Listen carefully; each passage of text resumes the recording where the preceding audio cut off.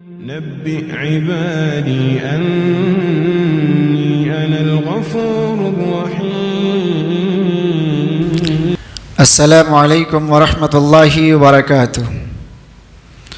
الحمد للہ کفا وسلام علی عبادہ الذین اصطفى اما بعد فاعوذ باللہ من الشیطان الرجیم بسم اللہ الرحمن الرحیم. فلولا نفر من كل فرقة منهم طائفة ليتفقهوا في الدين ولينذروا قومهم إذا رجعوا إليهم لعلهم يحذرون. وقال النبي صلى الله عليه وسلم طلب العلم فريضة على كل مسلم. محترم ناظرین،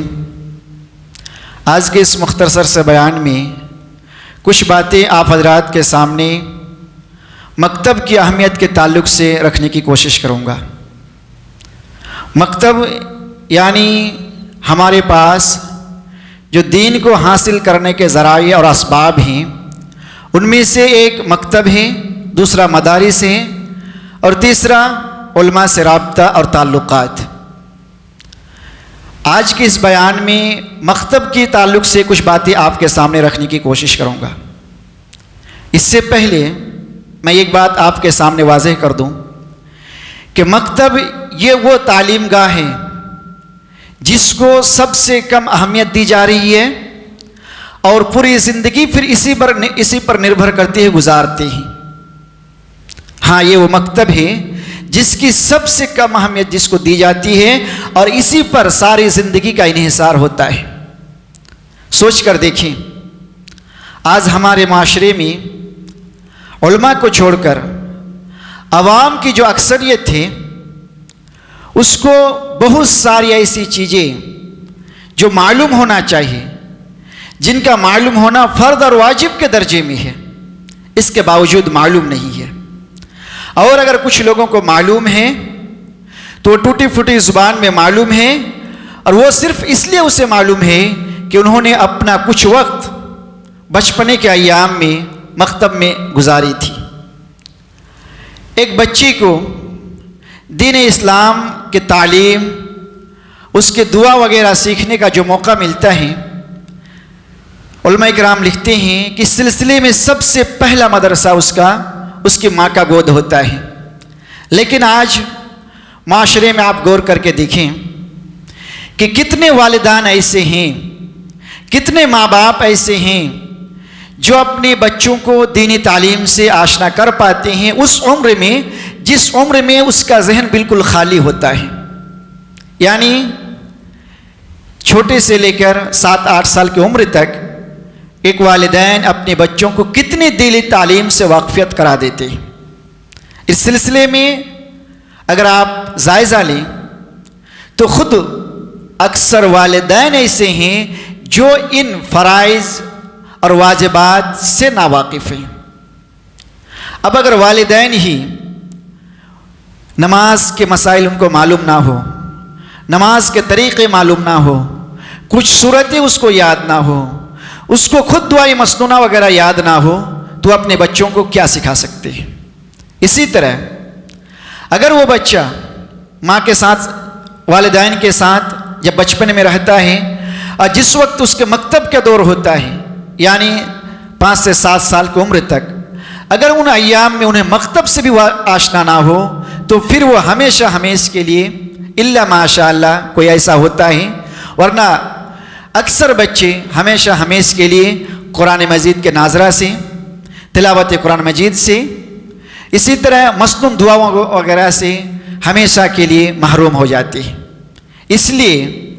آج کے معاشرے میں اور خاص کر کے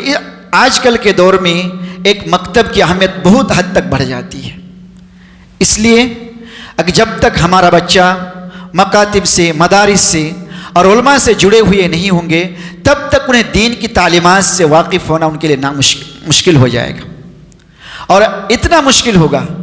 کہ وہ چیزیں جن کا سیکھنا، سمجھنا، پڑھنا، یاد کرنا اس کے لیے واجب کے درجے میں ہے، وہ چیزیں بھی چھوٹ جاتی ہیں. آج آپ جائزہ لے کر دیکھیں کہ اکثر لوگوں کو نماز کا طریقہ نہیں آتا ہے، کچھ ایسی صورتیں یاد نہیں ہے جس سے وہ خود اکیلا نماز پڑھ سکے، اتنی دعائیں یاد نہیں ہے جس سے اپنی اس زندگی کا گزارا ہو سکے. یہاں تک کہ حد تو یہ ہو جاتی ہے کہ آخر عمر تک چلا جاتا ہے اور جنازے کی دعا تک یاد نہیں ہوتی ہے, اور بہت سارے جنازے میں وہ شریک ہو چکے ہوتے ہیں. ظاہر سی بات ہے یہ عمل اور یہ حل صرف اسی وقت مطلب کہ اس کا سامنا کیا جا سکتا ہے جب ہمارے بچے مکتب سے جڑے ہوئے ہوں. اس لیے آج کے اس بیان سے صرف اتنا آپ کو پیغام دینا چاہتا ہوں کہ آپ جہاں کہیں بھی ہیں جہاں پہ مکتب کا مطلب کہ یہ نہیں ہے, انتظام نہیں ہے, وہاں پہ مکتب کا انتظام کیا جائے, اور جہاں پہ مکتب کا انتظام ہے اس کو اچھی طرح سے, کس طرح سے اس کو مستحسن اور کس طرح سے اچھا اس کا انتظام ہو سکتا ہے, اس کو چلانے کے لیے کس اسباب اور عمل کی ضرورت ہے, ان ساری چیزوں کو مہیا کرنے کی ضرورت ہے. ظاہر سی بات ہے کہ معاشرے میں ہر شخص عالم نہیں بن سکتا ہے,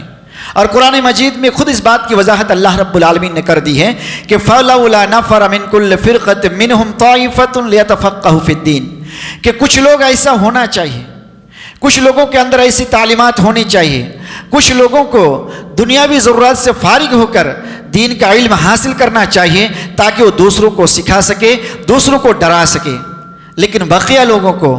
اتنا ضرور آنا چاہیے جس سے اس کے اندر دین کی سمجھ, اللہ رب العالمین کی معرفت, رسول اللہ صلی اللہ علیہ وسلم کی معرفت, دین کی معرفت, آخرت کے تعلق سے احکامات اس کے سامنے ہو, اور اتنا اس کے مطلب یاد ہو تاکہ وہ اپنی زندگی کم سے کم گزار سکے. دوسروں کو اگر نصیحت نہ بھی کر سکتا ہو تو کم سے کم ایک اسلامی معاشرے میں ایک مسلم بن کر ایک اسلامی طرز زندگی گزار سکے. اس لیے ضرورت اس بات کی ہے کہ مکتب کو اہمیت دی جائے اور اپنے آپ کو بھی اس مکاتب پر دھیان دیں, اور بچوں وغیرہ کو انتظام کے ساتھ مکتب میں بھیجیں, اور مکتب کے لیے وہ ساری چیزیں, وہ سارے اسباب, وہ عوامل جو مکتب کو ایک اچھا اور بلند درجے تک لے جایا جا سکتا ہے, ان چیزوں کو مکمل طور پر یہ کرنے کی کوشش کریں. اس لیے کہ اللہ کے رسول صلی اللہ علیہ وسلم فرمایا طلب العلم فریضۃ علی کل مسلم.